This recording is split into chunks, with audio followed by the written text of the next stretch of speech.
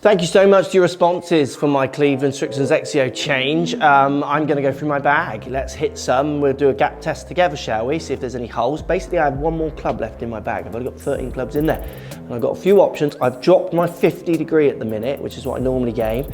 To the options, we'll talk about the options at the end of the video maybe. But a gap test, let's see where the holes are. Let's see how these common, very blended set of clubs I've got. Let's see how they kind of mix in or not. So if I need to make changes, should be fun. Let's get stuck in. Right, I'm going to start with my 60 degrees, and I'm also gaming for this test. It's the Z Star. I'm gaming my Srixon Z Star in yellow. If you're new here, welcome. Maybe consider subscribing. Subscribe button down there as always. And if you've subscribed for a long time, thank you. Hello again. Make sure you got that bell icon if you don't want to miss any of the fun videos coming this year. Right, here we go. Should we do it? So RTX 4, 60 degrees, 9 bounce.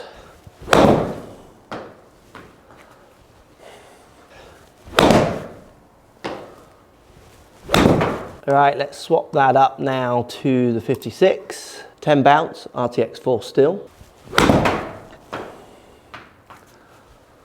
There'll be a few patterns that you'll see as we go through the gap testing, which you see a lot. Like I see it loads when I do it with students, which we'll come to as we go.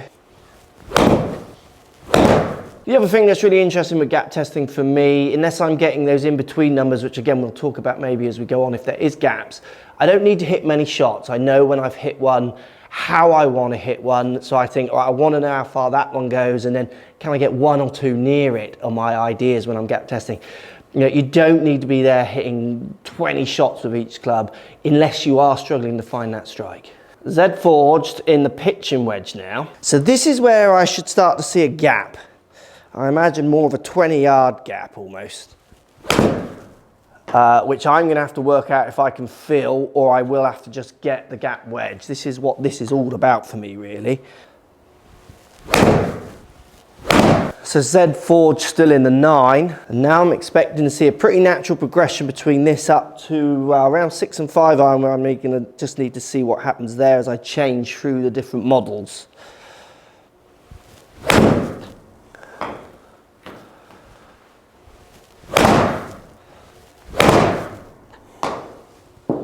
Bit of a push cut that last one, but I'll keep it in there. It's a shot I will play. Z forged in the 8 iron as well. 7 iron jumps up to the 585, so that little bit of cavity. 585 in the 6 iron, loads more cavity now. We're really stepping up.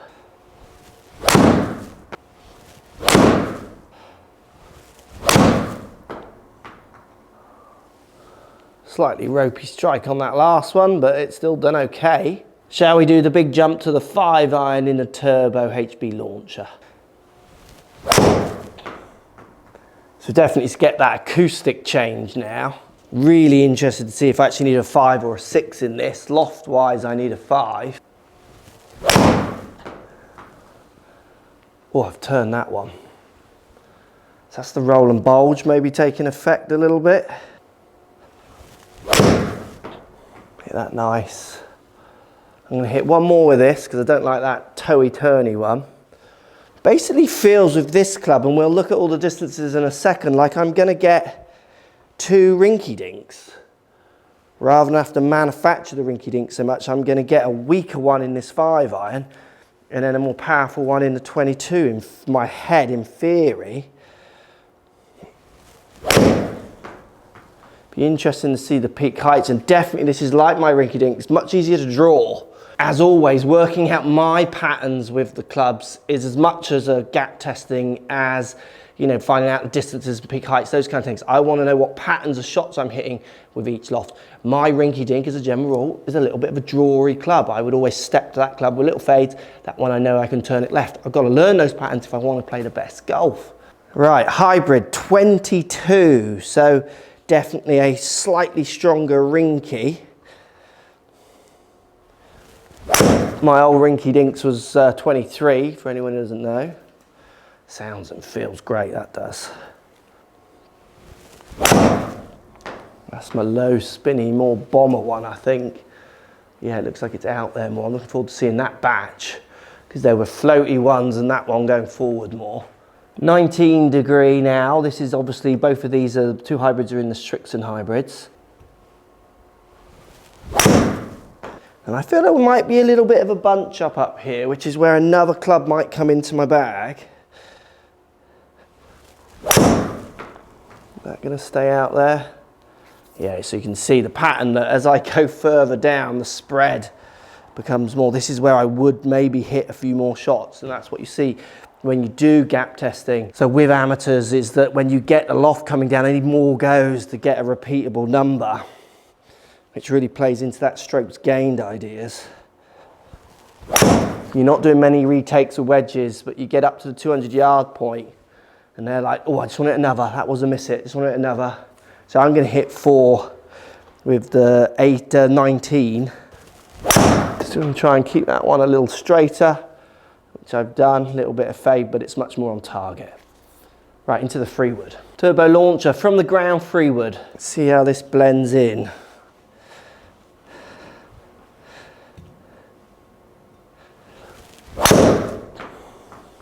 Feels solid, that does. With the softer feeling ball and that firmer face is a nice mix actually. Now that one should turn a fraction left. Yeah, pretty straight to try and a turn left. Loving that. So that was a good to slightly toe it, which would make me feel like it's gonna never go to the right. Get a feeling like the freewood's just gonna fit straight into what I want to see in a freewood very easily. Which I like. Slightly more heely strike, so there'll be a bit of drift on that one, but nowhere near as much as I'd expect for that strike, which is great. Right, driver it is. XXIO X driver, 47 gram shaft. Hit that nice. A little bit overdrawn, but I'm trying to move it that way a bit more now. Now this is post-Christmas hitting. I've only done 1 or 2 speed training bits over the Christmas break. I did kind of enjoy myself at Christmas. I tried to give that a bit more. Not a bad flight, didn't quite turn it. You see it's not my longest. Oh, let's look at the numbers. That is interesting. Right, let's look at these numbers then. What's happening? Where are my gaps? Where could I improve? Let's see. So if we go up to the top, let's start with the 60 degree, spinning 9,000 revs, going 82 yards. 56, 8,000 revs, going 93. So a bit of a jump in revs between those two clubs, as you'd expect. 10,000, my highest 60, which is good, down to 8.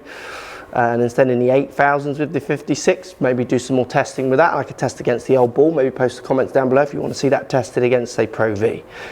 Pitch and wedge, 122. So there's the big gap. So the 110 yardage, can I hit that? That's what I'm going to retest before the video's done. Can I hit the 110? Because if I can hit the 110 and comfortable doing it, say with a pitching wedge, or with, say, a really hard 56, or maybe thinking of getting the 56 bent or getting a 54 instead, could be an option.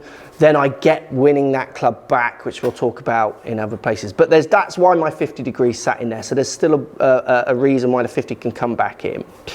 And then we go to the 9, 135, spinning at 6.4, mega low spin with the 9. See how it jumps from the pitch and wedge to the 9 down really low.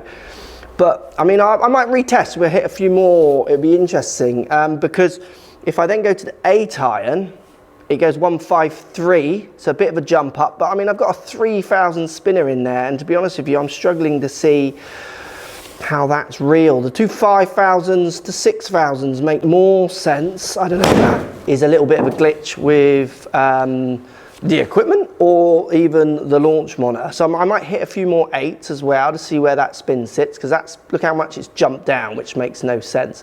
Could be so much just higher striking on the face, those kind of ideas. 7 iron jumps up to 167, spinning at 5,000. So basically what we're getting is each one of these clubs is stronger in loft than what my tight list would have been.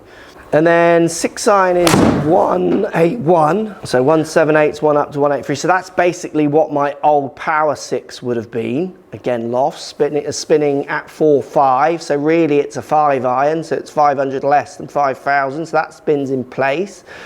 Now the 5-iron, which is obviously a hybrid 195, I'm loving that. That's basically my rinky dinks, but on a shorter length shaft, spinning at 3.8. Look at the last one, 2.9, because I got that kind of toey, drawy one.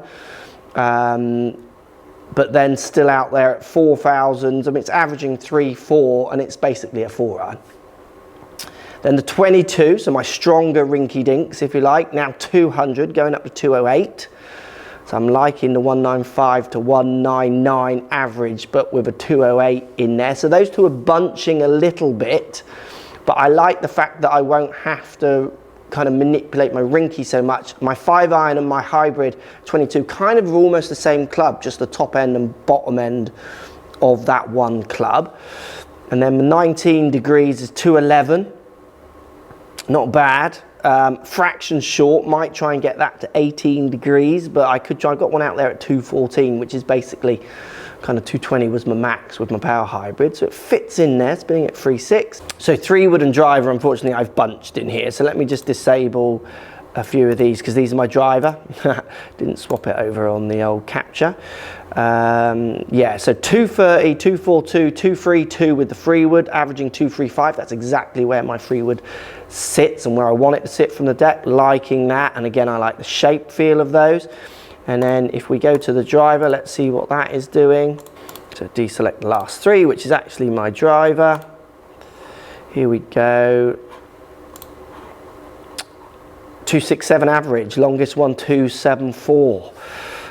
Spinning at 2.4, 1.8, 2.1, and then a slight wafter there at the end, a 3.2. Hit well, but just face not really catching up on that one, which is why it stayed out a bit more to the right. If you take that one out, I'm 271. I think 272 will become my new norm. Happy with those numbers, but we do need, I want to retest the 8-iron. I'm going to just check the spin of some of these, the 8-iron, and then we need to hit the 110 number. Definitely slightly lower spinning, but still peaking high up there, 33, 32, 33, 33, 31 in the 6, 28 in the hybrid, with a 27 and a 26 in there. So they're getting up in the air fine, just slightly lower spinning and definitely all stronger lofted. Basically my 7-iron is going to turn into like a 164 club, where it was very much in the tight list at a 154 club, kind of 150 to 160 at the most. So you can see my 7-iron now is 167. So stronger lofts basically. Let's do a bit of retesting. Right, let's see what we get out of this 8-iron.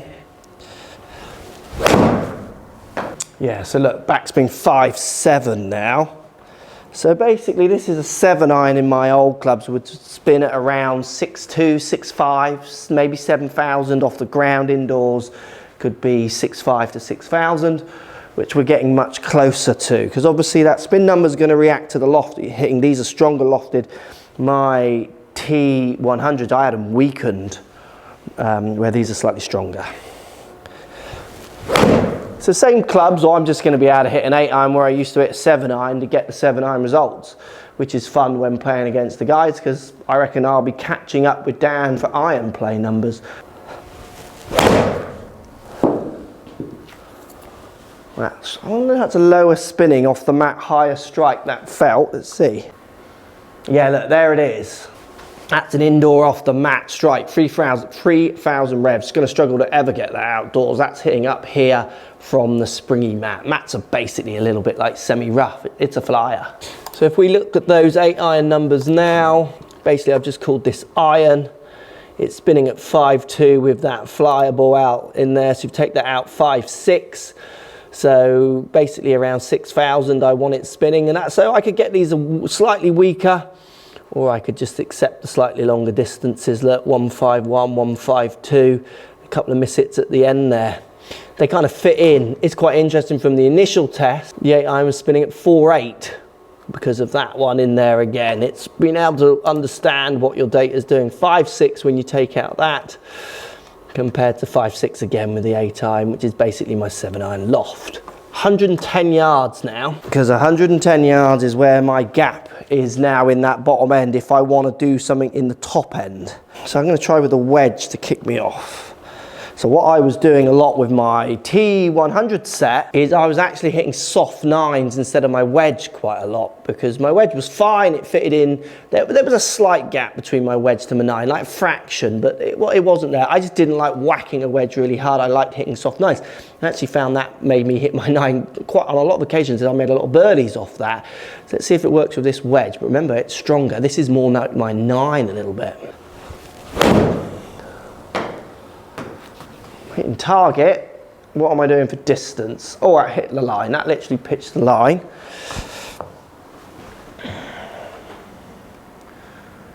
Carry 110. Yeah, that's carrying 1.8, so I'll run to 110, I reckon. That's a guess at 1.8, 1.7, 107 carry. So no problem hitting the wedge 110, which plugs that gap, which then allows me to think about, there's 2 clubs I'm thinking about. I was just finding I don't really use my 50 that much. Well, I just felt like there's other clubs out there I could use. That's 105. So hitting that 110, no problem with the wedge. Yeah, 104. So obviously if that runs forward a yard, I'm fine. Hard 56, I think it's going to push to 110. Very much have the chance of just like popping up in the air and going nowhere. Yeah, look, the hard 56 isn't copping it. So this could go to 54, couldn't it? Yeah, 92. Yeah, the hard 56 is not an option. Has to be the soft wedge for the 110. Because this is just popping 96. Yeah, that's not an option. Has to be the soft wedge for me, which on a course we need to see if that's something I can handle. So the hole I'm thinking of plugging, there's 2 clubs. One I'm thinking of putting a chipper in. I'm honestly thinking of putting a chipper in because I chip a lot with hybrids and things like that. So that's one option. Maybe down below you could let me know. I could get both and we could do some experiments on which one. I don't know if I'm going to need my 50 or those wedges moving to try and plug that 110 yard gap. Sometimes I don't like hitting soft wedges too much, subject to lie, so I might want to like whack a 50 up in the air, but we'll see how that plays out as I play. The other club I'm thinking of putting in is something else that goes 220, 225. Power Hybrid's 211 on the fly, so that's 215, isn't it? Maybe 220 at a push. Freewood's 235, so I hit soft freewoods. But what happens if when I get into off the left, winds, things like that, soft freewoods just can really overcarve? Well, I'm thinking of actually putting like a 1 or a 2 iron in there, in the big chunky helpful ones, to give me more options in that long par 3 kind of range, which when I look back at my playing on golf courses and when we do our vlogs, there's quite a few occasions where 220 I'm having to smash a power hybrid or hit a really soft freewood. I feel like there I do have a gap up that end. I equally have a gap at the bottom end, but there's a part of me that feels I could be more skilled at filling that with better wedge play because it's easy to manipulate wedges. Why not fill the top end up a little bit to help when you get that 220, 210 into the wind. Like 210 into the wind at the minute, struggling, aren't I? I have to whack a power hybrid, and the trouble with hybrids is they can go up. So if it's into the wind, that 1 or 2 iron might be the option. Post comments down below. What do you think? What do you think of the numbers? Definitely lower spinning, aren't they? Let's see how that plays out as well. We'll do a ball test to see how much of that is the ball and the club. Remember all my other numbers, you're comparing it with a different ball and different lofted irons when it comes to, say, if you're comparing that to what my Titleist set's doing. But we should do a ball comparison, should we? Pro V1X against the Srixon Z-Star. Let's see where the differences are and coming out, and then in turn, how much difference it makes on the golf course. Post comments down below, let me know what you think. Gap testing, so interesting as you get into that longer clubs, things tend to tail off a bit more to the right for lots of people. Notice how I've got some ones in there that I feel like I can draw, so I'm getting the club to help me when I get down into those lower lofted from the deck numbers in that HB hybrid that feels more drawy to my rinky-dink hybrid, which is now 22, which again feels like I could draw it a little bit, where lots of golfers don't do that. They just keep ploughing on with their sets and then they cut it to the right, the club encourages it to push to the right, and then off they go, getting them to help you in those lower lofted clubs around that 200 yard point where you can all make so much money up with some better approach plays. If you want to get your handicaps lower, setting up some drawy long irons or hybrids might really help a lot of you. Comments down below as always, let me know what you think. Thanks for watching, see you in the next test.